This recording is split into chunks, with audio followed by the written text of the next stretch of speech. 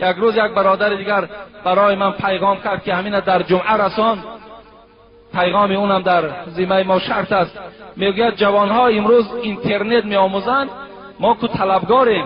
جوانهای عزیز، من شما یاد داشته باشین در روزهای جمعه جوانهایی که مکتب خوان بودن من نمیگذاشتم که مسجد آیند. گفتم رو درس هاتون خوانید، از درس ها نگریزین. همون مکتبی که علمی که میآموزین همون هم علم خداست. علم دنیا علم خدا هست، علم آخرت هم علم خداست. ما نمیگذاشتیم. گفتن جوانها اینترنت میآموزن، امروز کامپیوتر میآموزن. ما طرفدار هستیم که امروز جوانها کامپیوتر آموزن، اینترنت آموزن، زبان انگلیسی را دانند، زبان عربی را دانند، همه زبان دانند. لیکن میگوید میدانید که در داخل اینترنت اینا چیکار میکنند؟ اینها با طریق اینترنت زنا میکنند.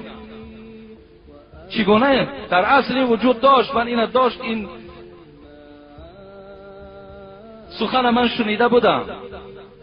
لیکن باز وقتی این برادر پیشنهاد کرد، گفتن صورت میبراید از ممکن دولت‌های روسیه باشد، دولت‌های امریکا باشد، یک صورت دختر میبراید.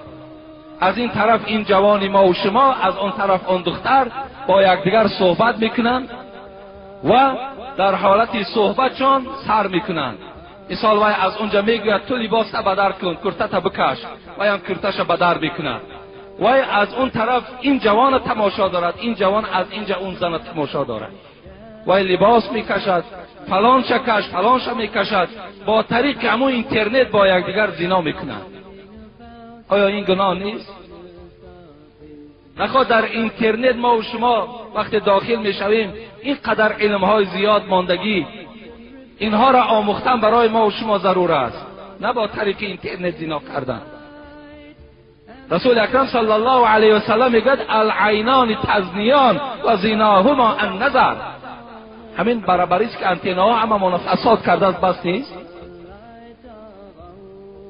رسول اکرم میگوید چشم ها هم زنا میکنند. زنای چشم چیست؟ نظر کردن بر حرام کرده های الله، این هم زنا میکنند. جوانای عزیز بسیار هوشیار باشید، کاری کنید که حیات هاتون از دست ندهیم. ما امروز غم دخترهامون میخوریم، لیکن همون بچه‌ای که در مکتب میخواند و همون هم زناکار باشد، همین هم یک داغ همون خاندان ما و شماست. بسیاری ما و شما یک عقیده نادرست داریم که بچه هر کاری کند کردن گیرد، لیکن دختر نکند.